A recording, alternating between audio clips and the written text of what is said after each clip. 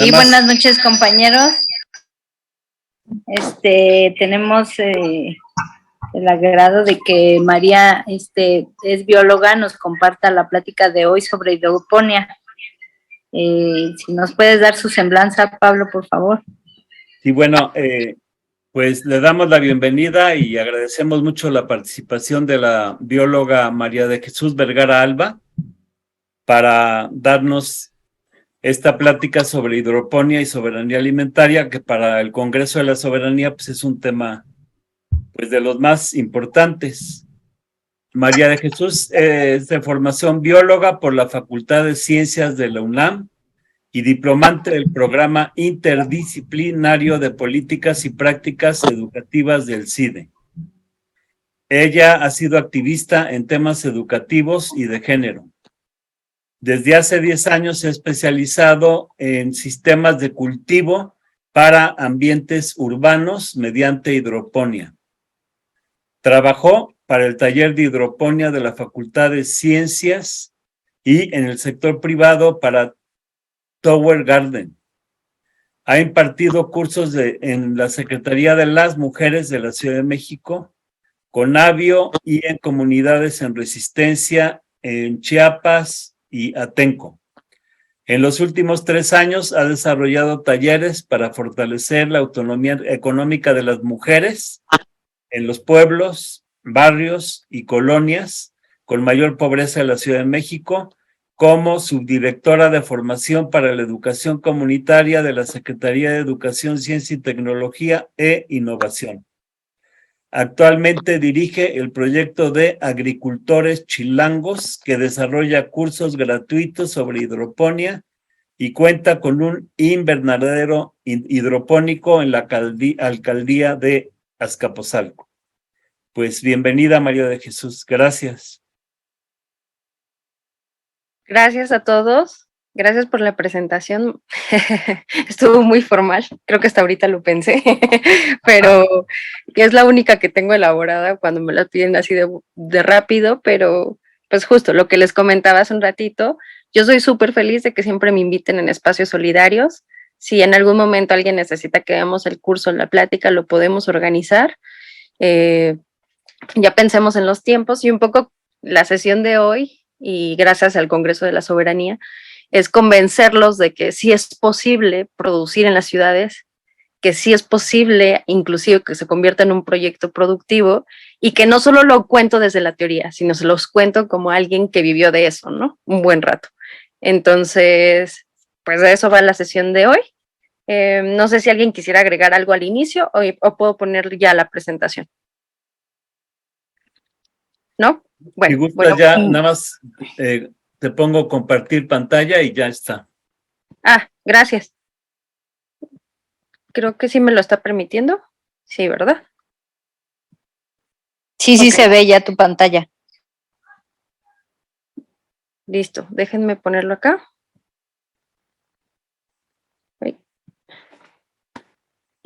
Permítanme porque ahora, listo, ahora sí ya.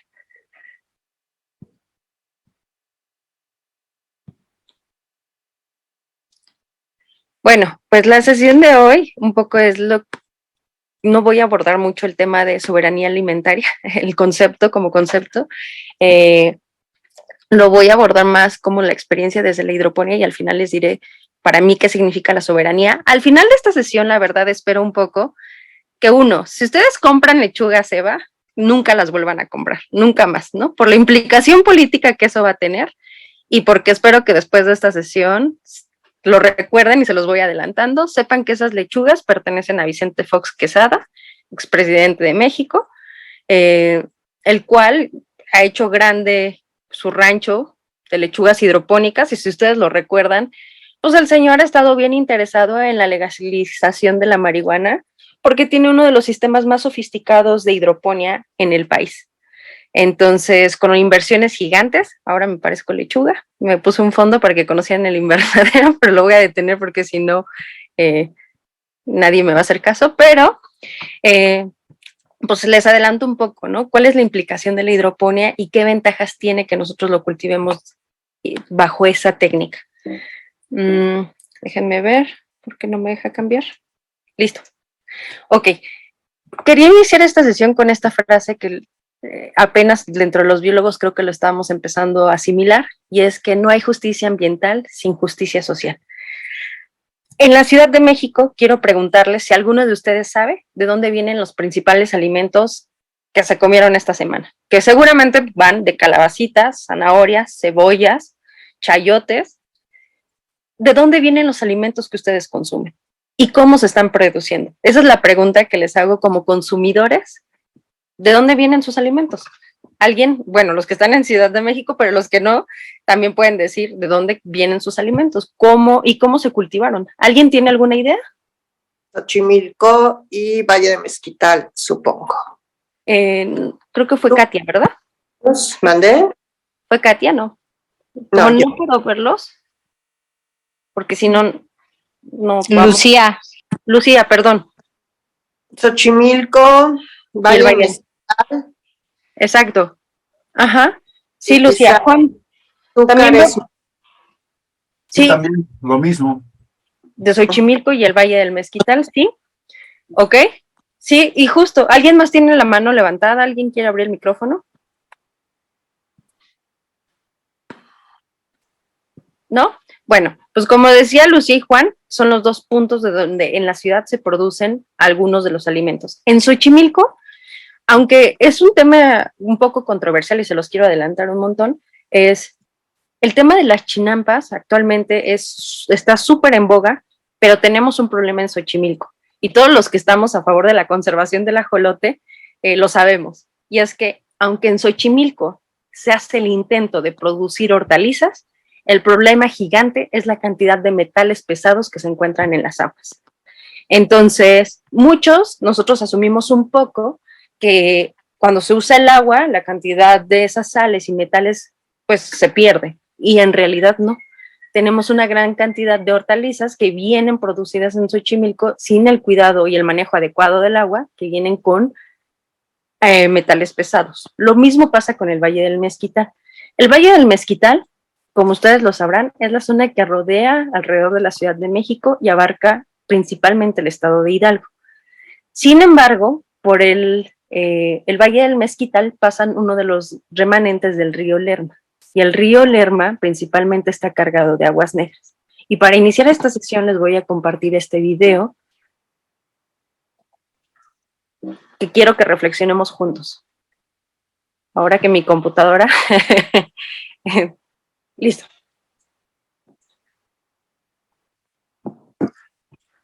Por más de 100 años, la mayor parte de los desechos que despiden los inodoros de la Ciudad de México reaparecen en una zona rural 2 horas al norte, en los ríos y represas del Valle del Mezquital en Hidalgo. Pero un ambicioso proyecto para tratar aguas negras cambiará este panorama cuando comience a funcionar la planta purificadora de Atotonilco, que está aún en etapa de pruebas.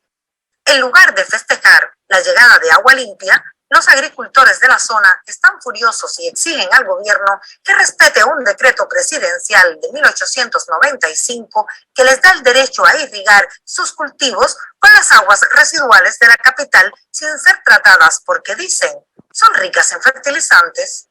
Las aguas de nosotros no son nocivas, al contrario, son benéficas para nosotros, ¿sí? Nunca ha habido epidemia, nunca ha habido enfermedades, pues sí, porque todo lo que viene se va al subsuelo. Se produce así una situación en la que las preocupaciones por la salud pública, no solo de los residentes del valle, sino de los mexicanos de todo el país que comen esos cultivos, va en contra de los intereses de familias campesinas que temen perder su sustento si dejan de recibir aguas negras. Otro tema delicado es que la planta, considerada la más grande de América Latina, no estará en condiciones de tratar todas las aguas residuales. La parte que actualmente fertiliza las tierras será tratada y el resto va a parar a vías acuáticas que ya están contaminadas. Cristina Siede, bióloga de la Universidad Nacional Autónoma de México, señala que no está claro si una planta de tratamiento justificará el gasto de 530 millones. Hay maneras más simples y menos costosas de reducir los riesgos que implica regar con aguas residuales. Eso tiene que ver con cómo manejas a tu parcela, qué tipo de cultivos. Los agricultores del mezquital prestan importancia. Ok. Se cortó un poquito el video. No sé qué hice, pero... Déjenme ver. Listo. Y aquí vamos por aquí.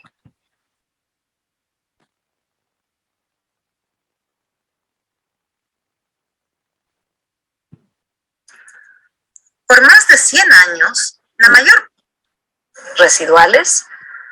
Eso tiene que ver con cómo manejas a tu parcela, qué tipo de cultivos. Los agricultores del mezquital prestan importancia a los peligros y quieren que no se reduzca la cantidad de agua que reciben, ni les interesa saber cuánto material orgánico contienen. Si no satisfacen esta demanda, amenazan con ocupar la planta. Milexi Durán, Associated Press. Ok. Es un video que parece un poco Por más de amarillista y 100 parece que años, quiere la mayor espantarlo parte de los sobre cómo desechos los campesinos producen y en realidad no lo es, sino que tiene que ver con un problema que en general quiero que abordemos en esta sesión. En México, en la Ciudad de México actualmente tenemos un problema grande y no tiene que ver con el desabasto de los alimentos, porque sí tenemos un buen abasto de alimentos, sino tiene que ver en cómo se están produciendo en los campos mexicanos. Y ahí yo en particular insisto un montón en que los campesinos tienen una tarea que es una friega. Creo que una de las grandes tareas que tienen los campesinos en este país es una de las más difíciles. Cualquier campesino en el mundo en realidad, y es producir alimentos porque es el trabajo más pesado, el peor pagado además, y que requiere un montón de experiencia por su parte que además no reconocemos, ¿no? En esta sesión yo no quiero que criminalicemos ni que tampoco digamos es que ahora el Valle del Mezquital es el gran problema. Sí, sí es un gran problema. Y ustedes me dirán, bueno, María, pero ¿qué tiene de malo? Ustedes los biólogos son bien exagerados, no quieren que nada los toque y que todo sea inocuo, no tampoco. Pero en México sí tenemos un problema, que es cuando viene cualquier extranjero, y ustedes lo saben, viene, come de nuestros alimentos y le da una diarrea tremenda una semana. ¿Por qué? Porque seguramente enfermó de E. coli o salmonela. Seguramente sí o sí, ¿no? ¿Y qué pasa con nuestro sistema digestivo? Que nos hemos acostumbrado un montón en México a que la mayoría de las hortalizas que nos estamos comiendo vengan súper mal cultivadas, y me refiero, y cada año anualmente, por ejemplo, ahorita que discutíamos esto de que los gringos nos ponen una serie de exigencias de productos que hay que producir, pues cada año nos regresan, por ejemplo, el cilantro. Ustedes lo han visto en las noticias, a finales de año los gringos nos regresaron toneladas de cilantro. ¿Por qué? Casi siempre porque vienen contaminados por heces fecales humanas. ¿Y cómo llegaron esas heces fecales humanas? Pues porque estamos regando los cilantros, las alfalfas, las lechugas, los brócolis, los estamos regando con agua negra, ¿no? ¿Qué pasa con los campesinos? Pues que tienen un acuerdo desde hace 100 años con la Conagua de usar una cantidad de metros cúbicos. ¿Y cuál es la forma de riego que usa normalmente un campesino de manera tradicional? Abrir las compresas durante horas por inundación, y la mayoría del agua que se usa en el campo se pierde en el 70% por evaporación. Ante eso, creo, y yo les quiero plantear, la técnica que yo propongo, que es la hidroponía, por supuesto que no es la solución a los grandes problemas del campo mexicano, pero sí es una gran propuesta para los que queremos cultivar en las ciudades. Y ahora veremos las ventajas, desventajas y este problema que en particular me interesaba que iniciáramos. Sí vienen nuestros alimentos del Valle del Mezquital, a lo mejor Juan y creo que es Lucía, lo decían, a lo mejor ya conocían de este contexto, pero la mayoría de la gente, y curiosamente cuando damos esta plática, no saben de dónde vienen los alimentos, no lo sabemos como consumidores, quizás aquí por el bagaje del Congreso de la Soberanía lo tengan más claro, pero a mí me parece que es un problema importante que tenemos que tener a la manera de la producción de los alimentos, ¿no? Hay un problema, les decía entonces, cuando nosotros consumimos productos alimenticios, tenemos el problema de no saber cómo se producen y dos, tampoco garantizar que quienes los producen tengan las condiciones sociales dignas para que puedan desarrollarlos según nuestras demandas. ¿A qué me refiero con esto? Está bien, esta sesión María dijo que los alimentos son regados con aguas negras. Pues le voy a exigir al campesino que ya no use aguas negras, ¿no? Supongamos que esta es una de nuestras acciones que tomamos después de esta sesión. ¿Qué pasaría entonces? Que el campesino está en un problema, ¿qué es? Y bueno, ¿y de dónde tocó el agua, no? Y por eso insistí en la frase que es, no hay justicia ambiental si no hay justicia social. Si nosotros no podemos garantizar que a quien le compramos nuestros alimentos tengan las condiciones suficientes para que ellos vivan dignamente, en este ciclo de exigencia es difícil. ¿Cómo podemos hacer un poco? Pues además, los campesinos de este país producen algunas de nuestras hortalizas, pero tenemos el problema que también los grandes productores de otros productos, por ejemplo, el ajo, el rey del ajo en Guanajuato, que usan estas mismas técnicas para producir en grandes cantidades, ¿no? ¿Cómo como consumidores podemos entonces garantizar un buen producto de buena calidad? Pues la autoproducción, ¿no? Podemos producir nosotros mismos y con varias técnicas, la hidroponía es una de ellas.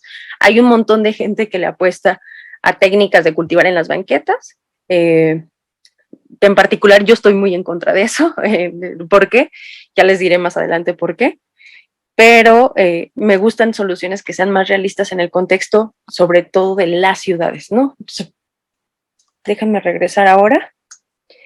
¿Cuál es el problema que tenemos en la Ciudad de México? Bueno, pues del lado izquierdo tenemos el bello paisaje de Iztapalapa y del lado derecho, que creo que no se ve porque estamos nosotros acá, está el invernadero que tengo yo. Es un invernadero con una azotea normal de una casa, son 30 metros cuadrados, son 4 por 8 metros y produzco 30 kilos de lechuga a la semana, de lechuga hidropónica, ¿no? ¿Por qué empecé a producir lechuga? Sí, ahí tenemos un problema, ¿no? Podría cultivar quelites, pero la mayoría de la gente no consume quelites todo el tiempo y me fui al producto que más se vendía, ¿no? Sobre todo pensado como un proyecto productivo. Entonces, este invernadero en lo que más concentra su producción es el 70% produce lechugas, 20% producimos brotes y 10% otras hortalizas como son acelgas, espinacas, jitomates. Y es una de nuestras grandes apuestas también cuando decidí reincorporar y retomar este proyecto, es que la mayoría de los mexicanos estamos pasando por una crisis de obesidad. Y la OMS lo ha dicho y ha sido muy clara, que el problema de nuestra crisis de obesidad es, aun cuando somos un productor importante a nivel internacional de hortalizas, no estamos consumiendo hortalizas la cantidad de veces a la semana para que sean sanos, ¿no? ¿A qué me refiero? Los mexicanos comen verduras 1 a 2 veces máximo a la semana. ¿Y eso qué tiene que ver? Pues porque es muchísimo más barato comer un taquito de carne que cuesta 12 pesos en el metro cuando por nuestro ritmo de trabajo, a que sentarnos a preparar calabazas, a bla, bla, bla. Y un poco la apuesta de este invernadero es que las hortalizas sean frescas, de calidad y que nunca le subamos a los precios porque es el top o es el producto hidropónico, ¿no? Una bolsa, por ejemplo, de nuestro invernadero de lechuga que tiene 300 gramos de hoja fresca, cuesta 20 pesos y no hemos subido el precio desde hace más de 5 años, ¿no? E inclusive si sabemos que son proyectos solidarios, yo particularmente siempre me inclino a que bajemos un poquito más los precios para que los compañeros que la lleguen a ocupar pues estén usando con productos de calidad y frescos. ¿Cuál es otro de los grandes problemas de esta ciudad? Además de que no sabemos, bueno, sí sabemos, tampoco estoy tratando de generalizar, es que en esta ciudad tampoco tenemos acceso a áreas verdes. Y también me parece que una apuesta de cultivar en esta técnica nos acerca un poquito más a que tengamos en nuestra realidad urbana acceso a áreas verdes y además a sistemas recreativos de producción como es este invernadero. Les pongo aquí este inventario de áreas verdes por alcaldía, donde en general hacen como una división entre cuántos habitantes hay por alcaldía y cuántas áreas verdes hay. Y les cuento un poco, el numerito que me interesa es este que está de este lado. Lo que indicaría la FAO y varias instituciones internacionales para que estuviéramos cómodos como ciudadanos, es que mínimo tendríamos que tener como ciudadanos más de 9 metros cuadrados para que sea digna nuestra calidad de vida en esta ciudad. Y son bien poquitas alcaldías en las que esto se cumple. ¿En cuáles se cumplen? En Coyoacán, en Coajimalpa y básicamente en esas. Las demás alcaldías de la Ciudad de México no tenemos la cantidad de áreas verdes suficientes para disfrutar de una buena vida. ¿A qué me refiero? Se sabe que solo el 25% de la población que habita en la Ciudad de México solamente tiene que caminar 15 minutos para llegar a algún parque. Eso significa que de 10 personas, solamente 2 caminan 15 minutos y llegan a un parque. Las otras 8 no tienen ese privilegio y claro que se ve mermada su calidad de vida, ¿no? Entonces, esto a mí me parece muy importante. ¿Por qué creo que la hidroponía puede funcionar en la Ciudad de México? Una, porque creo que puede ayudar a empujar un problema que es que no tenemos áreas verdes. 2, creo que podemos empujar a que cambien los sistemas de producción que nos rodean en la Ciudad de México. Y iba por un tercer punto que ahora se me fue, pero seguro lo recuerdo en unos minutos más.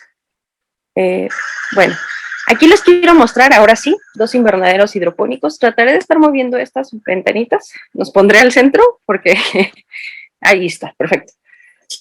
Del lado izquierdo es un invernadero en Puebla de lechugas hidropónicas. Igual los produce para la Ciudad de México, para locales aquí en restaurantes. Y ese invernadero produce bastante más que yo. ¿Por qué aplica? ¿Y por qué les pongo este ejemplo? Porque esos terrenos donde este invernadero se desarrolla son terrenos donde normalmente se inundan. Y al implementar estos sistemas, pues te permite sin problema en el campo poder producir. Esto es un poquito lo que ustedes verían en mi invernadero. Si un día quieren pueden venir a Azcapotzalco para que los conozcan y que platiquemos más de hidroponía. Están aquí, yo no lo tengo en horizontal, sino más bien en vertical en estas pirámides. Y aquí es donde cada una de estas caras produce 30 kilos de lechuga a la semana, 30 kilos de lechuga a la semana, y es un ciclo de lechugas. Es como si montáramos una fabriquita de lechugas, ¿no? Déjenme intentar cambiar. Ahora, perdón, ustedes interrumpan, pero es que no puedo verlos a todos porque nada más caben 4 personas.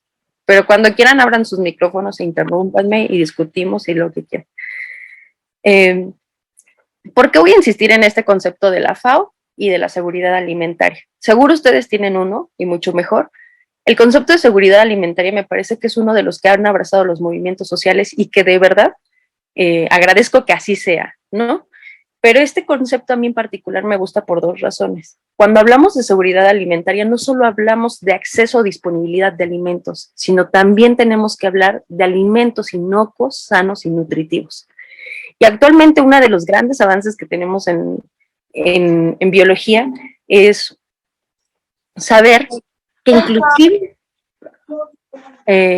algunos frutos, algunas verduras que se producen, ya sabemos que si no son las condiciones adecuadas con las que se producen, pueden que no se generen los nutrientes necesarios. E inclusive algo mucho más importante, por eso traemos el conflicto con los transgénicos. No nos queda claro en la investigación genética que no haya intercambio genético al comer un vegetal, ¿no?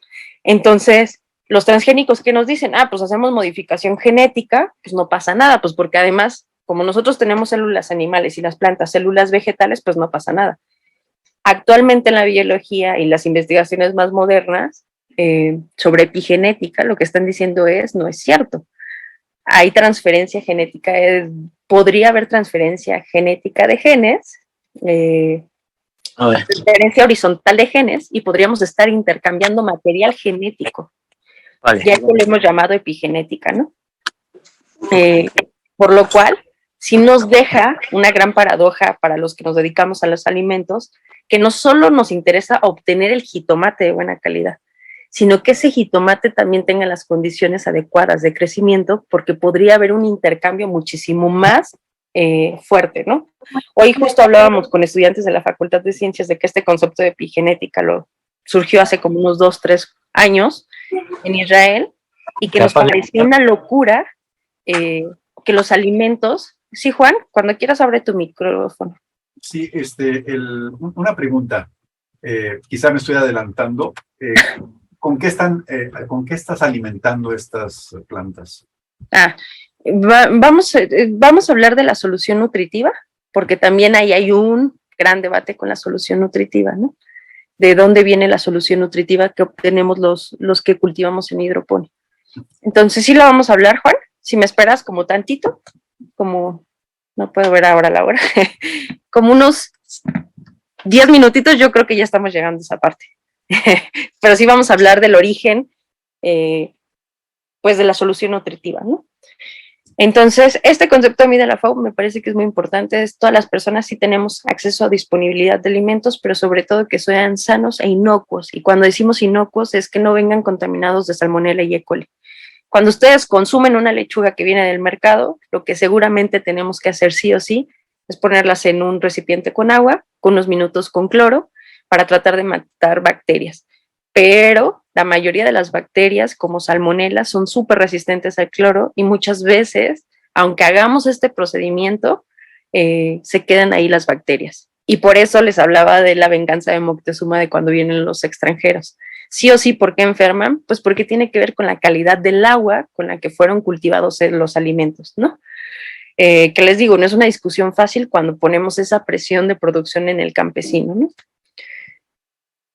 ¿Qué es entonces la hidroponía? Y de esta técnica que básicamente les daré de forma general y que discutiremos, ¿qué ventajas? La hidroponía sí es una técnica que tiene ventajas y les digo particularmente, yo hace como en 2017, fui a Cuba y les platicaré la experiencia de la organoponía. Los cubanos usan una variante de la hidroponía. No esta técnica como tal que yo aplico, pero ellos usan otra y les contaré cuál es la diferencia.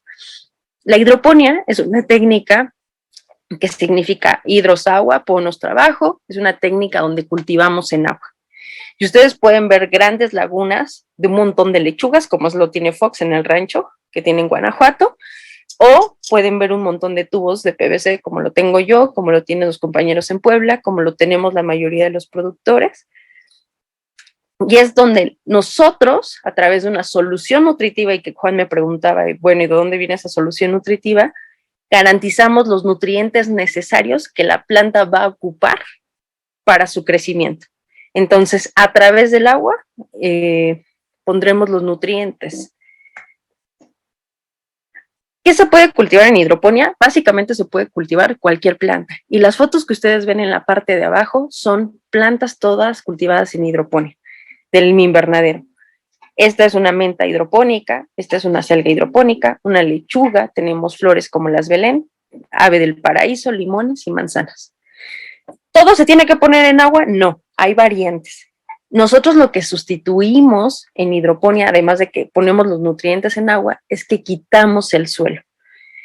Y alguien me va a decir, y sobre todo los que defienden la agroecología, me van a decir, oye María, pero es que tenemos que entender el suelo como un montón de interacciones complejas de seres vivos, no es nada más el receptorio que tiene plantas, y es cierto, pero recuerden, yo estoy haciéndole esta propuesta de la hidroponía como una técnica a implementarse en las ciudades, y la calidad de la tierra que tenemos en las ciudades ya es muy mala. Yo hace ratito les decía, estoy muy en contra de que cultivemos en las banquetas, ¿por qué?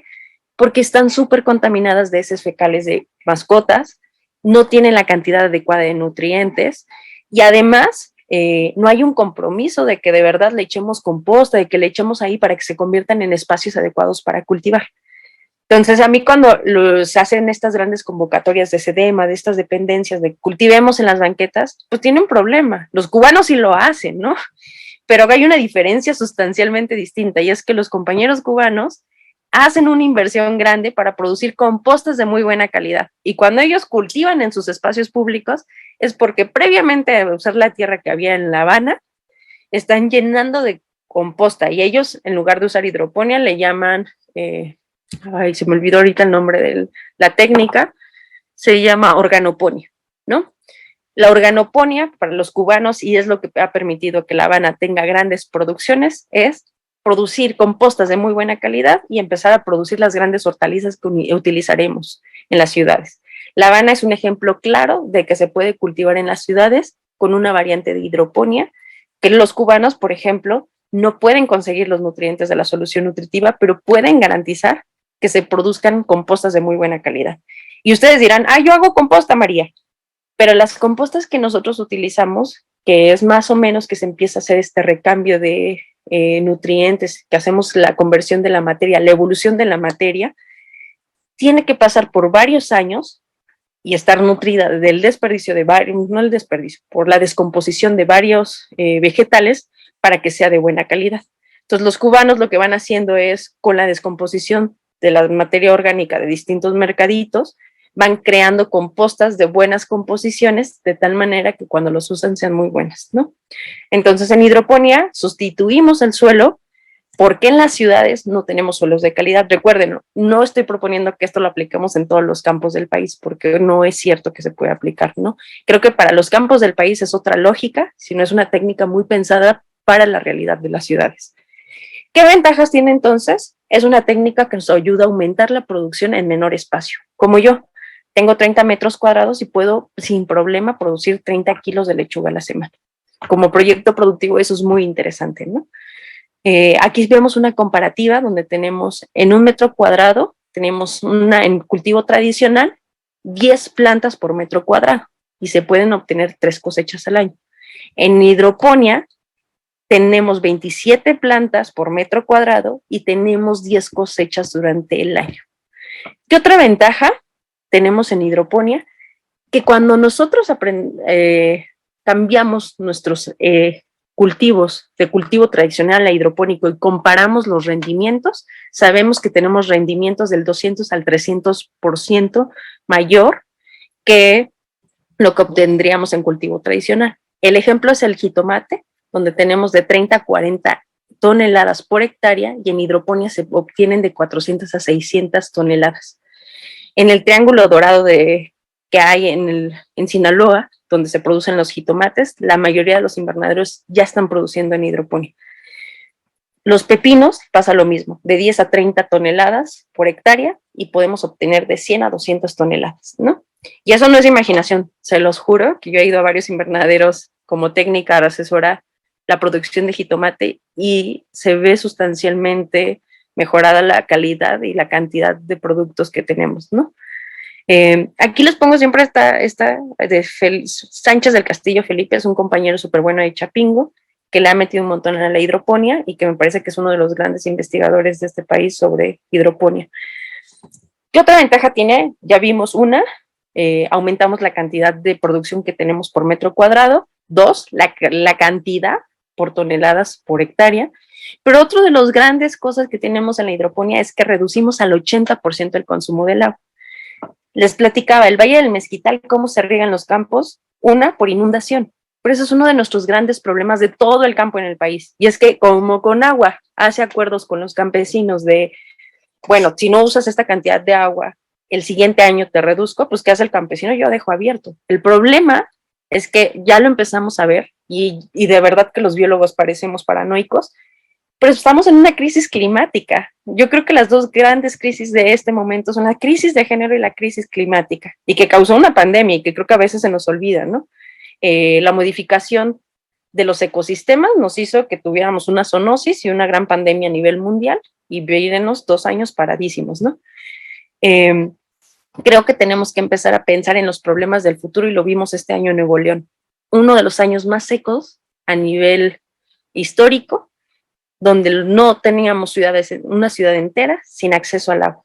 Y entonces sí nos tenemos que replantear si de verdad podemos seguir manteniendo nuestras técnicas del cultivo tradicional, como la inundación, para seguir manteniendo cosechas de hortalizas. ¿A qué me refiero particularmente? En una lechuga por cultivo tradicional nos podríamos llevar hasta 30 litros por lechuga para cultivarla. En hidroponía, como reducimos el 80%, solo son 5 litros para que nosotros la cultivemos. ¿Por qué sucede esto? Una, pues porque el agua se mantiene en tanques. Esos tanques no se pierde el agua por evaporación, que es la principal pérdida de agua en los campos, y además no contaminamos los mantos freáticos, ¿no? Al estar contenidos aquí en este circuito, pues los mantos freáticos no se contaminan y es una de las grandes ventajas de que cultivemos en la hidroponía. ¿Qué otra ventaja tenemos? Es uno, que como la mayoría de los cultivos hidropónicos están protegidos, nos permiten, uno, tener control de plagas y enfermedades y así evitar el uso de insecticidas y fertilizantes tóxicos. En hidroponía, en mi caso, por ejemplo, cuando las lechugas empiezan a estar enfermos, antes de aplicar un insecticida que puede matar abejas y que nos trae varios problemas ambientales, lo que se decide hacer es, se quitan las hojas enfermas, se retiran del invernadero y eso me evita yo garantizarle al cliente cuando se coma su lechuga que no use insecticidas durante todo su cultivo. Es posible hacerlo, ¿no? Si hacemos buenos manejos de parcelas, eso es posible. ¿Qué otra cosa pasa con la hidroponía como ventaja? Si es más productiva, si tenemos mejor calidad de los productos, si sucede, podemos tener lechugas de muy buena calidad y todas muy parejitas, se hace menor uso de agua, menos uso de fertilizantes y menor uso de insecticidas. ¿Qué pasa si nosotros bajamos todo eso? Que tenemos menores costos de producción, tanto económicos como ambientalmente, ¿no? ¿Qué otra? Pues es lo que ustedes están viendo aquí, y que es básicamente, si ustedes fueran mis vecinos, verían en mi azotea, que podemos cultivar en zonas en donde ustedes creerían que no es posible. Azcapotzalco, históricamente, ha sido una de las alcaldías consideradas como no verdes, como una alcaldía industrial, donde los proyectos normalmente empujan a la industria, al comercio, pero no hay una apuesta a las producciones. Y creo que en Azcapotzalco, a mí, yo al menos me siento muy orgullosa de tener un invernadero que produce lechuga hidropónica y saber que eso ayuda a varias familias de la colonia, ¿no? En acceso a hortalizas frescas. Entonces, esta es una de las realidades que tiene la hidroponía. Algo que nos decía Juan es, bueno, pero María, todo parece maravilloso, y esta es la parte de ventajas. Y no le agregué, ahorita me di cuenta, la parte de desventajas de la hidroponía. Claro que tiene desventajas. Uno, que para que nosotros iniciemos en hidroponía tenemos que tener una mínima capacitación. Dos, que tenemos que hacer una inversión, ¿no? Y como en este sistema capitalista parecía que si no inviertes, pues no puedes hacer nada, ¿no? Entonces, una de las desventajas, tenemos que hacer algunas inversiones en la hidroponía. Y tres, que se hace uso de una solución nutritiva.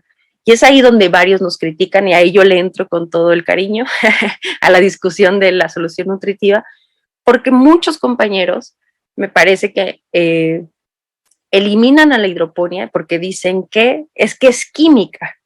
Y yo he tenido esa discusión con compañeros de Tlalpan, espero que no haya nadie de Tlalpan, del Mercado del 100, porque ellos dicen, bueno, es que la hidroponía jamás va a ser orgánica, porque como usas una solución nutritiva mineral que ustedes crean, pues eso no es orgánico, ¿no?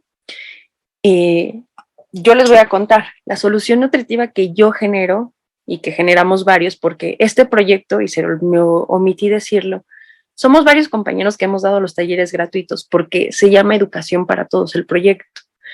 Y creemos que el conocimiento debe ser para todo el mundo, ¿no? No creemos que debe ser algo exclusivo de algunas carreras, de algunas personas, de alguna condición social, y por eso nos hemos aventado a dar varios talleres gratuitos. Y entre una de esas cosas que hicimos fue crear una fórmula general de hidroponía, que varios nos sentamos, creamos esta fórmula general, y uno de los componentes que tiene esta fórmula mineral y de hidroponía, les cuento un poco, es el sulfato de magnesio. Y alguien me diría, ¿ves, María, estás usando química?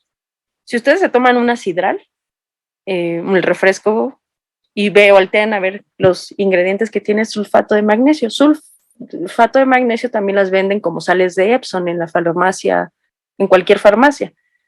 Nosotros lo que usamos son minerales, sí, que existen en la naturaleza para darle las cantidades necesarias que requiere la planta para crecer. Específicamente sabemos que hay tres elementos químicos que las plantas requieren un montón para su crecimiento. 70% es nitrógeno, 20% es fósforo y 10% es potasio. El resto, y ahí en el 10% de hecho es como un 9%, porque el 1% son de microelementos que las plantas requieren. ¿Qué vamos haciendo los de hidroponía? Como esto que les menciono de elementos, y es un poco de química para que lo recordemos, es en la naturaleza no se encuentran los elementos de manera aislada, es decir, yo no puedo encontrar oxígeno en la naturaleza, ni hidrógeno solo. Siempre lo encontramos mezclado y a eso le llamamos compuestos. Entonces en hidroponía a veces usamos el compuesto que tiene azufre, como el sulfato, y el magnesio, una mezcla para que la planta tome magnesio para su crecimiento y el azufre dentro de sus crecimientos. Entonces una de las críticas que tiene la hidroponía es esta de es que ustedes no producen de manera natural, pero recuerden, ¿en qué contexto estoy proponiendo que la hidroponía puede ser una buena técnica y de garantizar nuestra soberanía alimentaria en la Ciudad de México? En el contexto de las ciudades, donde la mayoría de las personas, con los datos que les decía al inicio, no tenemos áreas verdes para cultivar. La mayoría de nosotros vivimos en un departamento, no tenemos un jardín, y en este contexto la hidroponía sí puede hacer frente a la falta de producción de alimentos de calidad. Y también creo que debemos empezar a empujar a que se cambien algunas técnicas del cultivo tradicional. Al menos ese es mi punto de vista. Lo he discutido un montón con compañeros de Atenco, donde básicamente lo que estamos tratando de hacer es tratar de convencer de que existen otras posibilidades de cultivo. Por supuesto que yo no estoy negada con la agroecología, con la permacultura, pero creo que cada una de esas posibilidades debe estar pensada para la realidad específica. Y esto de la hidroponía, en particular en la Ciudad de México, nos funciona para esta realidad. Juan, no sé si quisieras que abone algo más sobre la solución nutritiva. También tengo la diapositiva de cuáles son los componentes de la solución, pero un poco lo que quería mencionar es que los componentes de la solución nutritiva no son dañinos ni para nuestro consumo ni para la producción de las plantas. Y que este debate, y me parece que es un falso debate, y quizás me equivoco, soy muy bióloga, sobre qué es químico y qué no es lo químico, me parece justo que es un debate de, pues es que si hablamos de química, la saliva es química. Si hablábamos de química, la composta es química, ¿no? E inclusive cuando iba a Cuba en 2017, los cubanos me decían, si tuviéramos nutrientes, nosotros cultivaríamos en hidroponía porque nos ahorra por lo menos 7 años de producciones de buenas compostas. Belisa, si quieres hablar, abre tu micrófono. Sí, gracias. Buenas noches. Me parece muy interesante tu punto de vista respecto a que todo parte de un contexto, ¿no?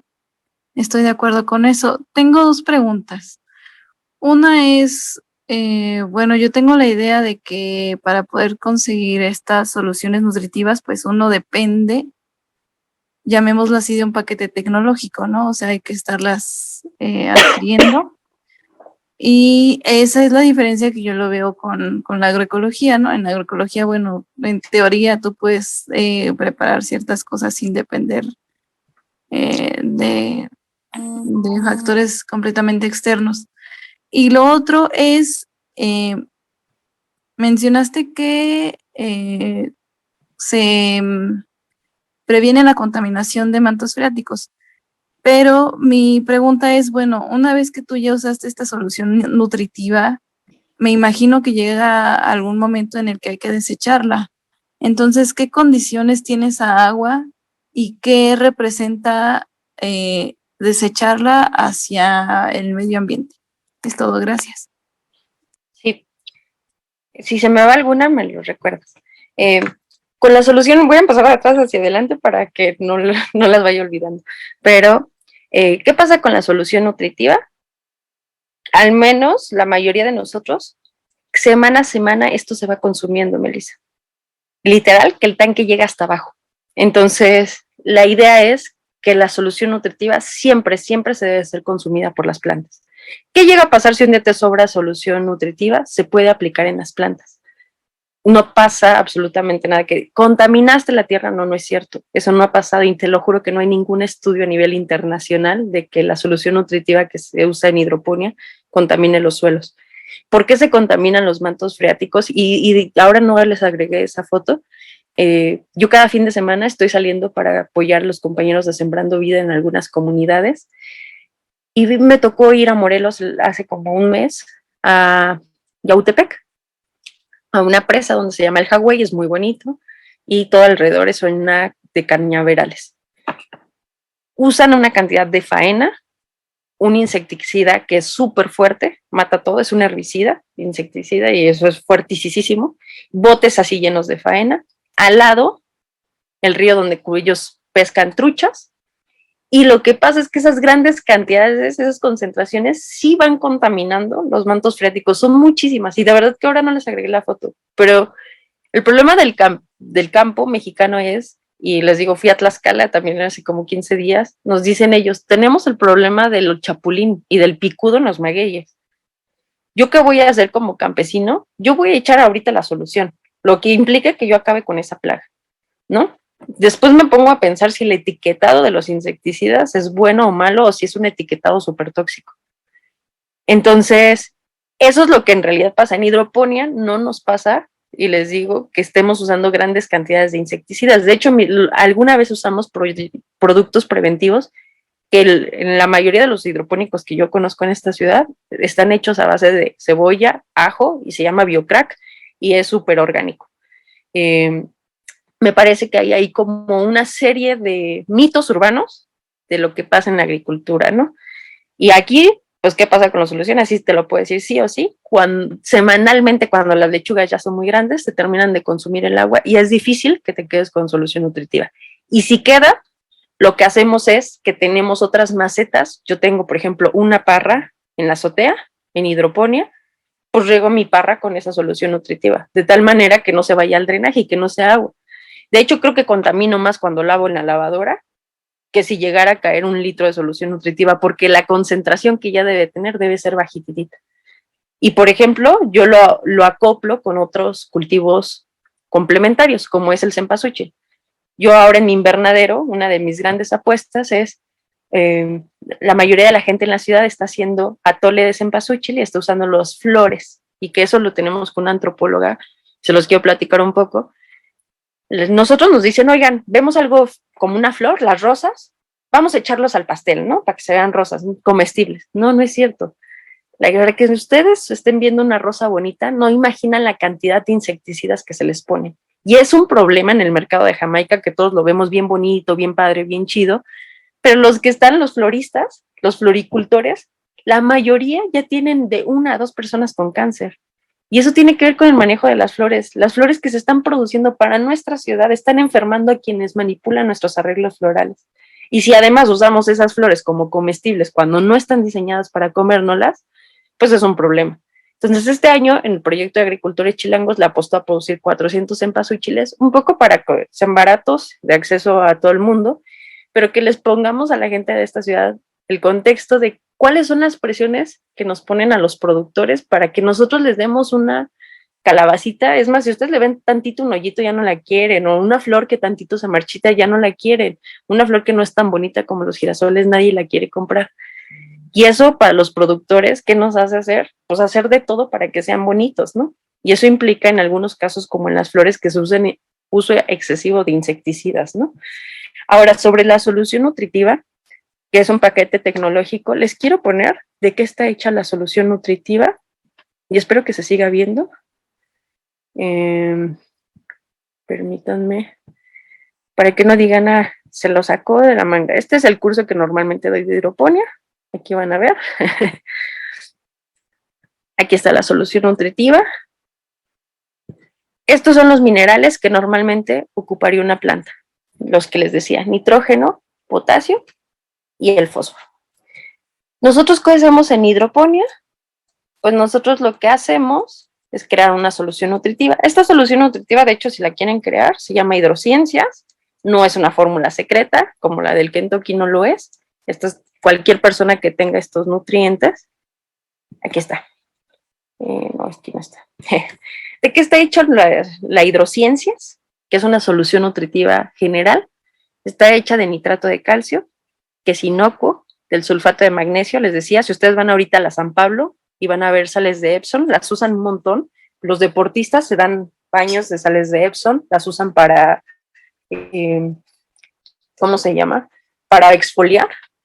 Nitrato de potasio, fosfato monopotásico, ácido cítrico. Si ustedes han comido un Miguelito, el mismo ácido cítrico que se comen ustedes es el mismo que usamos en la solución nutritiva. Yo lo compro literal donde hacen lo de las gelatinas.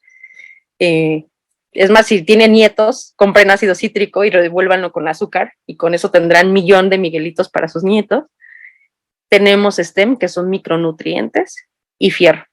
Todos estos compuestos, ninguno es químico tóxico y lo pueden revisar, le pueden dar captura de pantalla, se las puedo enviar, podemos platicar de dónde se obtienen. Lo único que hacemos aquí, y todos se obtienen en casas agrícolas, es que en lugar de echarle, que eso es lo que hace el campesino, agarra su bolsita de nutrientes y los echa al campo sin saber las proporciones que está echando, y que luego esos nutrientes se percolan a los mantos freáticos. Lo que hacemos aquí es dar las cantidades suficientes para que las plantas crezcan y que esos nutrientes nunca terminen en mantos freáticos o en drenajes, ¿no? ¿Necesitas un paquete tecnológico? No, yo trabajé para esta empresa que les conté de Tower Garden. Son unas torres que no las compren, son muy caras. Cuestan como 15,000 pesos una torrecita de 1 metro. Y la solución nutritiva de ellos costaba 1,200 pesos. Esta solución nutritiva la venden en la Facultad de Ciencias por 100 pesos y te alcanza para 1,000 litros, ¿no? Y además apoyas a que los estudiantes tengan una beca en ese comedor.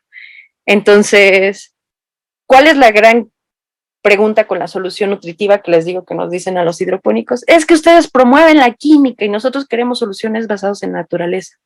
Sí, pero lo que también sucede en la naturaleza es química. Y de hecho, es mucho peor estar trayéndonos la tierra que nos venden en Xochimilco. También los invito a que se lo planteen. ¿De dónde viene esa tierra? De los bosques que rodean esta gran ciudad. Entonces, que ustedes cuando vean a la gente que trae costales de tierra, pues son tierra de desmonte. Y entonces, ¿qué pasa? Lo usamos a veces, hay gente que sí lo usa bien en sus macetas, pero hay mucha gente que se le murió la planta, no lo logró, tira la tierra. Pues esa tierra le costó muchísimos años formar la cantidad de interacciones de insectos y de nutrientes que lo hay, ¿no? Entonces, pues eso les digo. ¿Por qué en hidroponía sustituimos el suelo? Pues 1, para no seguirlo degradando más. 2, porque además nos garantiza que haya un buen intercambio de nutrientes. Y 3, que usamos las cantidades adecuadas de nutrientes que hay. No sé si algo más me faltó de tus preguntas, si alguien más quiere hacerme como alguna pregunta. Y bueno, aprovecho antes de que me lo abran el micrófono cuando quieran. Hay muchos mitos alrededor de la agricultura y nosotros un montón, así hacemos la invitación de que esos mitos se vayan acabando poco a poco, ¿no? Sobre todo, por ejemplo, un mito que les puedo decir, que se acerca a noviembre, es que nos vendieron que el cempasúchil que estamos sembrando en México, y eso sí me parece así terrible porque es una desinformación gigante, estamos sembrando cempasúchil chino, el marigold, ¿no? Y no es cierto, y cempasúchil transgénico, no es cierto. El problema de los transgénicos cuando hablamos de paquetes tecnológicos es ni siquiera te venden, no crean que les venden un paquetito de semillas y ahí van tus semillas transgénicas. Lo que ha hecho Monsanto ha sido muchísimo peor, que ha sido contaminar nuestros campos, ha dejado caer trenes de semilla transgénica a propósito porque no lo dejan experimentar. Y el negocio de Monsanto, cuando te venden sus semillas transgénicas, sí es venderte el paquete tecnológico, que son semillas, pero también un montón de insecticidas que ayudan a quitar las hierbas alrededor de tu semilla, ¿no? No, el problema que tenemos en México no tiene que ver con que Monsanto nos quiera vender los paquetes tecnológicos de cempasúchil, sino con un problema que tiene que ver con nuestra soberanía y tiene que ver con nuestra producción de semillas, que es nosotros como productores de cempasúchil vamos, compramos la semilla, la ponemos en nuestras parcelas, pero ninguno de nosotros en el campo mexicano está recuperando nuestras semillas para sembrarlas el siguiente año. Muy pocas veces se hace ya, sobre todo cuando son productores para vender el cempasúchil y demás. ¿Por qué no lo hacemos? Porque sí pasa que cuando vuelvo a recuperar mi semilla y vuelvo a ponerla el siguiente año, a veces ya no nos salen las flores tan bonitas. ¿Y qué hace el productor? Como no tengo tiempo de seleccionar, de ver qué planta es mejor, cuál me dio las mejores flores, de combinar y conservar esas semillas, al productor le sale más barato esa inversión de tiempo pagarla en semilla. Y la mayoría de los productores en Xochimilco compran sus semillas y compramos semillas no solo de cempasúchil, compramos de lechuga, de calabacitas, de todo. Los productores mexicanos estamos comprando las semillas fuera. ¿Por qué? Porque justo no tenemos una capacitación técnica que nos diga cómo se eligen las mejores flores, cómo conservo las semillas, cuáles son las que elijo, cuáles me van a garantizar que el siguiente año yo tengo las plantas igual de bonitas como el cliente las quiere para que yo las pueda vender, porque eso es una realidad y ustedes vean con las Nochebuenas. Ustedes siempre que van a comprar la planta de Nochebuena es la más bonita, la que más flores tiene, pero no imaginan la presión que eso pone en los productores, ¿no? Y por eso les decía, no hay justicia ambiental sin justicia social. Yo podría decirles, exíjanle a los campesinos. No, tenemos que pensar en el problema que eso implica, que es, si nosotros le vamos a exigir al campesino, usa una técnica donde no uses aguas negras, es una gran presión para el campesino y además ni siquiera estamos garantizando que se le pague lo justo al campesino. Y ni siquiera a veces nos fijamos en dónde compramos. Yo hace en unos talleres que he dado, a la mayoría de la gente les digo, ¿alguien ha comprado lechuga Eva? Y les hago esta pregunta aquí en este grupo. ¿Alguien ha comprado las lechugas Eva, las que venden en el Walmart, valen 35 pesos? Y Sí. quiero que te... Sí, pues yo les puedo decir, ¿quién es el dueño de Eva? Pues Vicente Fox Quesada. ¿Y qué pasa? Él sí tiene denuncias de cómo, o sea, y ahí les puedo decir todo lo contrario, ¿no? No consuman lo hidropónico, pero no le consuman a él.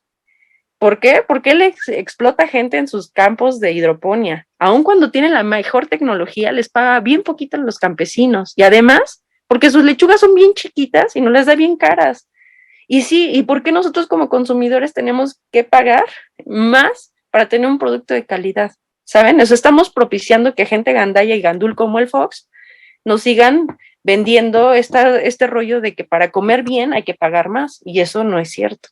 E inclusive ustedes lo saben, ¿no? Si quisieran comer orgánico, lo platicábamos hace tiempo con varios, es más, quitémonos el problema, compremos las marchantas de los mercados, ¿no? Las que venden sus manzanitas, las que venden sus aguacates, eso es orgánico, ¿no? No los mercaditos que hay en la Condesa, no los mercaditos que nos creamos nosotros, eso realmente es orgánico, eso realmente es producción a pequeña escala, ¿no?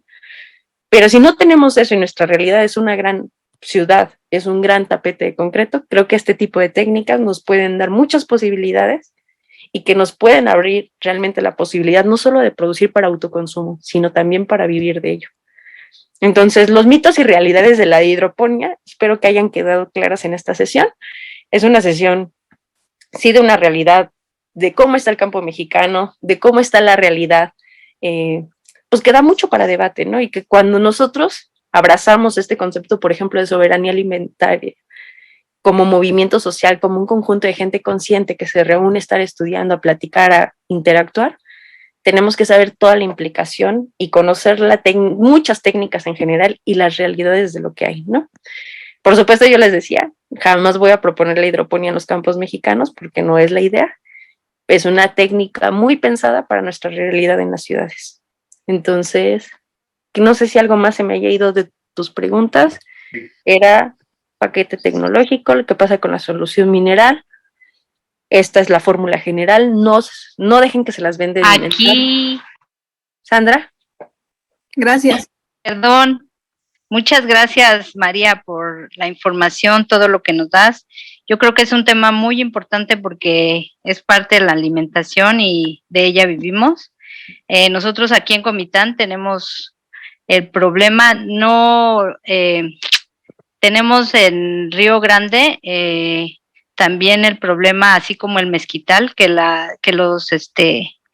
los alimentos están contaminados. Sin embargo, tenemos también la ventaja de que muchas personas todavía cultivan en su casa y, como tú dices, en el mercado todavía podemos encontrar esos productos, ¿no? Que no tienen tantos agroquímicos o que la gente tiene sus arbolitos en su casa y lo extra que ya no consumen, lo venden a las personas.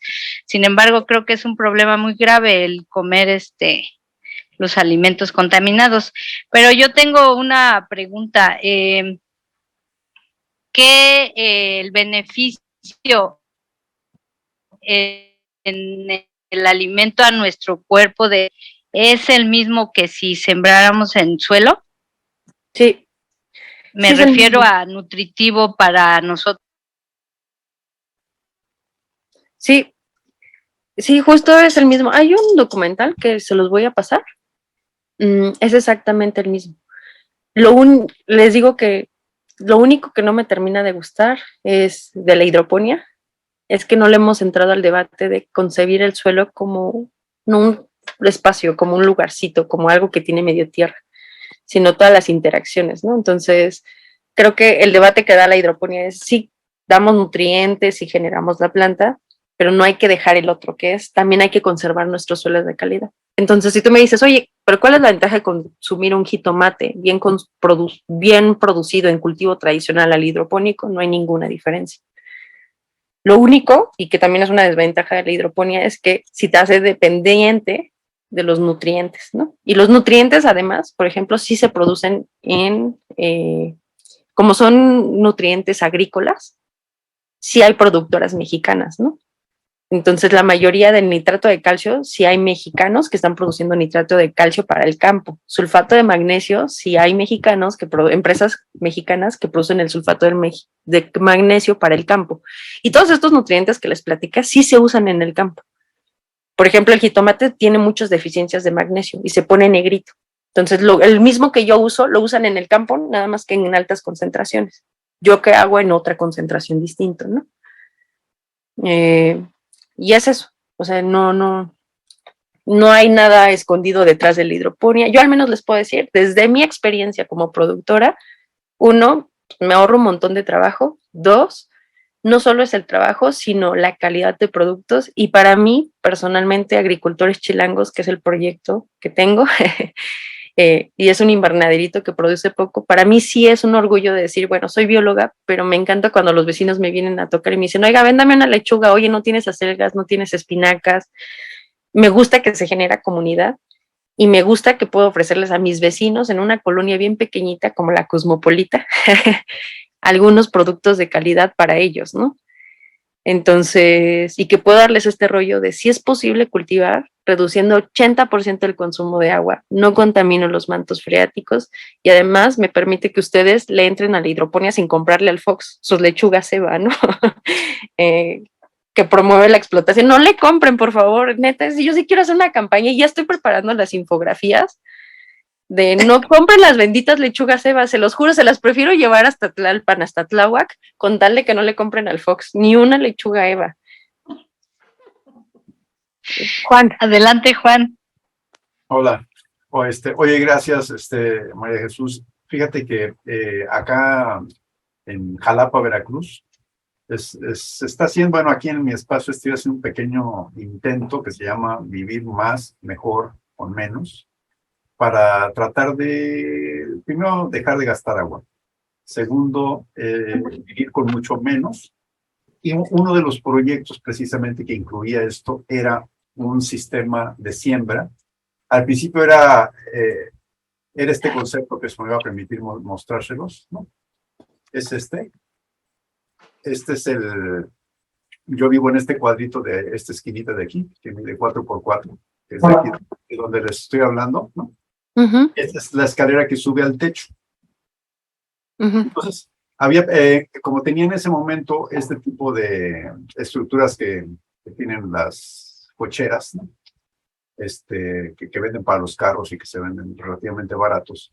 Y había conceptualizado esto, porque aquí estamos tratando de demostrar que se puede vivir más sano, mucho más barato, pero, y pensaba evidentemente en incluir esto pero con eso que estás planteando de la hidroponía, me parece mucho más aplicable esto y me parece hasta mucho más económico. Sí, Juan. Mira, si quieres en algún momento también contáctame. Al final les puse mi teléfono y mi correo. Con confianza escríbanme, de verdad. Yo no tengo problema. Luego Sandra me va a matar porque va a decir, yo te escribí y no me contestaste. Discúlpame. Es porque tuve que preparar una clase, pero trato siempre de contestar. Me atraso a veces un poquito, pero podemos verlo. Y sí, la hidroponía sí funciona. Te digo, podrían ser tubos. Es más barato, puede ser de lechuga. Es más, puedes hacer algunas modificaciones para cultivar jitomates, acelgas. Y esto que les platiqué es hidroponía en agua, pero hay hidroponía en sustratos, que parece tierra literal. Ustedes las van a ver. Y ahora no me bajé el cempasúchil, pero los cempasúchiles que cultivé, si ustedes los ven, dices, eso es tierra. No, pero no es tierra, es sustrato, ¿no? ¿Y cuál es la diferencia? Les digo que el sustrato facilita el intercambio de nutrientes y respeta las interacciones que hay en el suelo, ¿no? O sea, como no los sustraemos de los bosques y demás, pues eso.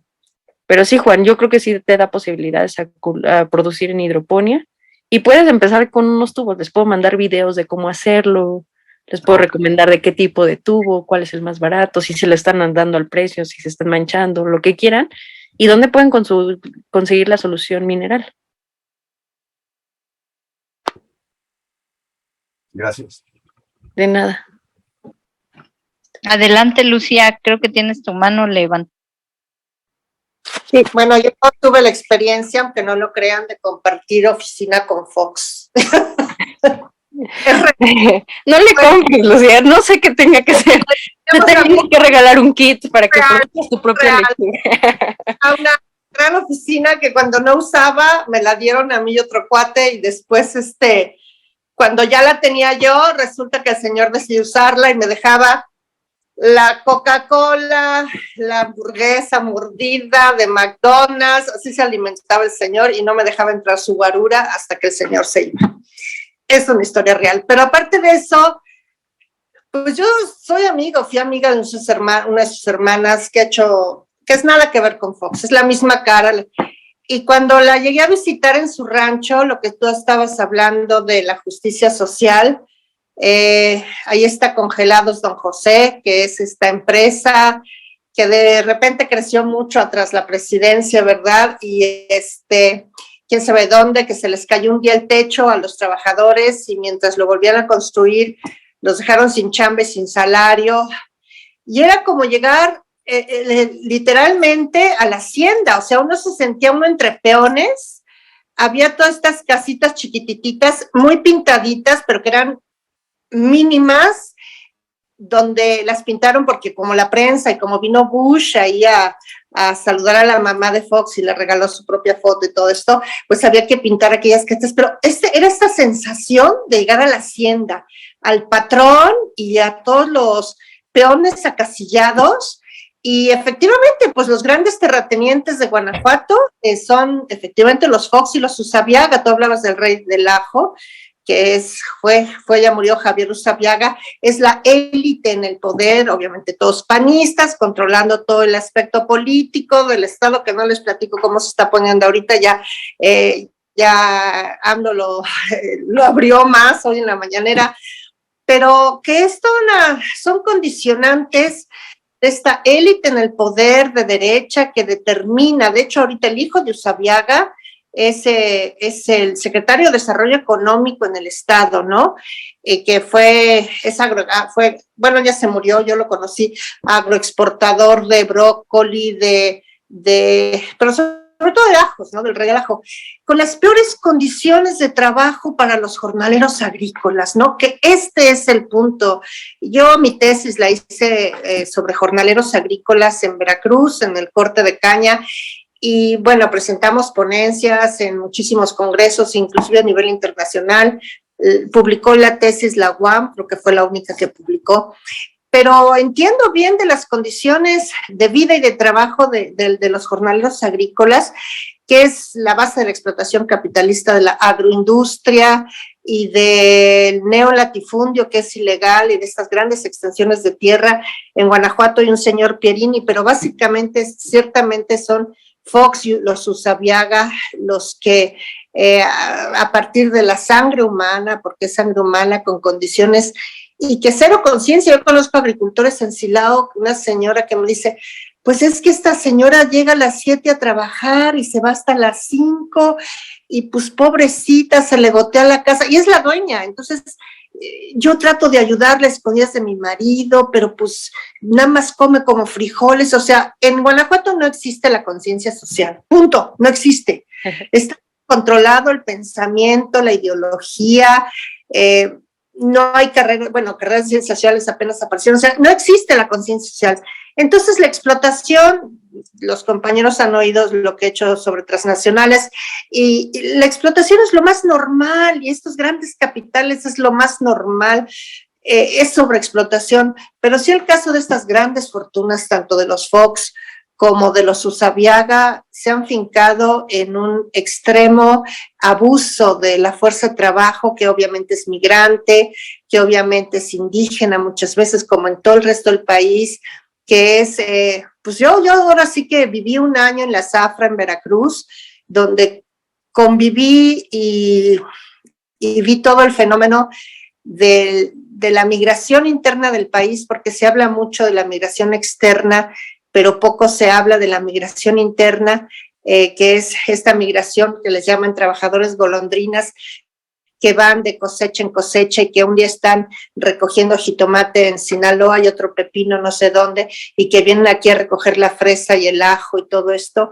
y que es como una población invisibilizada. Y les repito, se habla mucho de la migración hacia los Estados Unidos, pero no se habla de esa migración interna que trabaja en estos campos capitalistas agrícolas, porque es todo un rollo. O sea, la agricultura capitalista es todo un rollo, que justamente en el caso de Guanajuato, de estos dos agroexportadores que salen trailers y trailers, tanto de San Cristóbal, el rancho de Fox y Marquita, a quien también conozco lamentablemente, y yo trabajé mucho en exportación en gobierno del estado, entonces pues los conozco bien, pero que son inhumanos, injustos y que nadie se pío y que tienen grandes capitales en base al tremendo, las jornadas laborales no tienen límite, los salarios son infrahumanos, duermen en barracas, todos hacinados, en el corte de caña, les daban 2 metros por familia para dormir en el suelo, en barracas, sin baños, etcétera, ¿no? Es la población ciertamente más explotada y más pobre de toda la estructura socioeconómica mexicana. Son ellos quienes cosechan en estas grandes plantaciones, sobre todo aquí en Guanajuato, de estos 2 cuates que tú mencionaste. Bueno, es todo. Y sí, con Fox la oficina. Ni modo. Me tocó. Ya no le compres ni una lechuga, Lucía. No, compré una Eva. Ya por último la participación. Sí, ya. Sí la he comido, pero bueno, prometo no hacer. No, perdón, Lucía. Y sí Por último ya la... Y no se me da la cultivada a mí, pues ni modo. Bye. Ya por último, terminaríamos la sesión con la participación de Rocío, por favor, adelante. Gracias, buenas noches a todas y a todos. Nada más para preguntar si tienes algún curso donde nosotros podamos capacitarnos o algún manual donde nosotros podamos capacitarnos, saber el equipo, las herramientas que se necesitan. Es todo, gracias. Sí, Rocío. Mira, tengo un manualito que es totalmente gratuito también, se los puedo compartir. Y estamos pensando en lanzar un taller en Tláhuac la primera semana de octubre, igual gratuito, y a donde ustedes me inviten yo doy los talleres, ¿no? Pero eso, o sea, les puedo mandar para que ustedes lo hagan, que es como una receta de cocina y que van a ir ocupando, les puedo ir diciendo dónde los pueden conseguir o por qué sustituir, dónde conseguir las semillas, cómo hacerlo, y pues sobre todo darles un acompañamiento para que sí se avienten a hacerlo, ¿no? Porque justo lo que decía Lucía es un poco lo que quería dejar en esta sesión es, no se trata de castigar a los campesinos, al pequeño campesino, sino a estos grandes productores que son bien gandallas, ¿no? Ellos sí hay que castigarlos, ¿no? O sea, claro que las metodologías que usan son bien manchadas y si vamos a dejar de comprar un producto como la lechuga Eva, pues sí, ¿cómo podemos garantizar que sea una lechuga bien cultivada? Pues el autoconsumo, ¿no? La autoproducción, perdón. ¿Y cómo hacemos eso? Pues como tú, Rocío, ¿no? Que ahora tienes la inquietud de hacerlo por tu cuenta y yo ahí los acompaño lo más que pueda, lo vamos haciendo y eso, pues les puedo pasar el manualito de cómo hacerlo. Sandra también me escribió de, oye, si no hay solución, es más, si no hay sustratos, hay un sustrato hidropónico súper barato y los gringos lo usaban y los venezolanos lo usan, la arena, el tezontle. Todos tenemos arena de construcción de ese es un buen sustrato hidropónico. No tiene insectos, no tenemos que traer tierra de otro lado para cultivar y funciona muy bien, ¿no? El tezontle también, podemos sustituir estos sustratos. ¿Cómo consigo la solución nutritiva? El precio, sobre todo los rangos de precio, ¿no? Que sean precios justos, porque si ya vamos a consumir algo que no nos lo vayan a vender carísimo, ¿no? Pues eso. Pues creo que ya no hay más preguntas. Vi que algo salió en el chat. Dani puso luego. Sí, claro. Cuando quieran. Ay, me acaban de marcar a alguien, déjenme. Luego de haber disfrutado, a mí invítenme y yo sí voy. No sé cómo le vaya a hacer, pero yo voy. Sí, claro. Yo estoy en la Facultad de Ciencias, les puedo pasar mi correo electrónico, lo puse al final y les paso mi teléfono por si alguien tiene la inquietud. Les digo, solo en WhatsApp, ténganme un poco de paciencia porque hace un año me dio COVID muy feo y la verdad, mi concentración está como rara, mi respiración es rara también. Por eso de repente respiro raro, pero fuera de eso estoy... Aquí está mi teléfono, si ya en algún momento lo necesitan, tienen dudas, se animan, si quieren hacer una campaña conmigo para que hagamos la campaña nacional de no consumas las lechugas, Eva, le entramos juntos. Pero, pues eso. Pues muchas gracias por su tiempo, muchas gracias por la noche. Muchas gracias a ti, María, por tener la disposición y una plática muy interesante. Ya todos copiamos tus datos porque ya nos animaste a esto de la hidroponía. Muchísimas gracias. Sí. Y cuando esté la infografía se las comparto para que la puedan intercambiar. Y les digo, vamos a lanzar la campaña nacional, ni una lechuga Eva comprada más. Sí, gracias. Hasta luego, buenas noches. Hasta luego, gracias por la invitación. Gracias, hasta luego. Muchas gracias. Gracias, María. Nada más algo para comentarles y compartirles. Les pasé un libro ahí que se llama Ecología Política de la Agricultura, que me parece que está muy interesante en estas épocas para todos, sobre todo por el nivel de empuje con el que nos están sometiendo a los paquetes tecnológicos, que no tiene nada que ver con lo que comentas, María de Jesús, pero está muy importante. Creo que es un dato que comprende y abarca prácticamente todo este autor. Gracias. Gracias por compartir. Gracias, Juan. Gracias, Juan. Buenas noches. Pues muchas gracias. Gracias. María, estuvo estupenda la plática y sobre todo hay que ponerlo en práctica, la hidroponía. Sí, si alguno quiere de este grupo hacerlo y está en Azcapotzalco, con gusto les regalo kits. Nos ponemos de acuerdo, les explico y lo empiezan a hacer. Perfecto. Pues muy buenas noches a todas y a todos. Gracias. Seguimos Buenas noches. en comunicación. Buenas noches. Buenas noches. Buenas noches. Buenas noches. Buenas noches. Gracias.